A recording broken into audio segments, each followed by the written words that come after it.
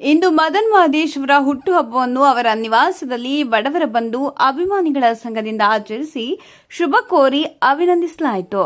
ಈ ಸಂದರ್ಭದಲ್ಲಿ ರಮೇಶ್ ಅವರು ಮಾತನಾಡಿ, ಇತ್ತೀಚಿನ ದಿನಗಳಲ್ಲಿ ಜೆಡಿಎಸ್ ಪಕ್ಷದಿಂದ ಮೈಸೂರು ನಗರ ಯುವ ಜನತಾ ದಳ ಅಧ್ಯಕ್ಷರನ್ನಾಗಿ ಆಯ್ಕೆ ಮಾಡಿ ಮದನ್ ಅವರಿಗೆ ಹೆಚ್ಚಿನ ಕೆಲಸ ಮಾಡಲು ಅವಕಾಶ ಮಾಡಿಕೊಟ್ಟಿದ್ದಾರೆ.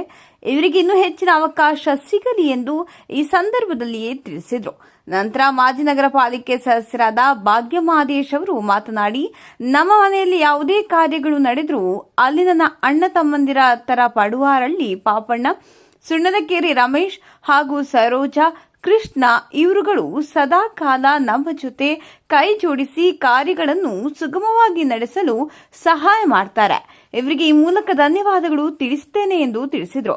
ಈ ಸಂದರ್ಭದಲ್ಲಿ ಮರಿಗೌಡ, ಭರತ್, ಸತ್ಯನಾರಾಯಣ, ಮಂಜುಳಾ, ಸತೀಶ್, ಸವಿತಾ, ಗಾಂಧಿಗೌಡ ಉಪಸ್ಥಿತರಿದ್ದರು.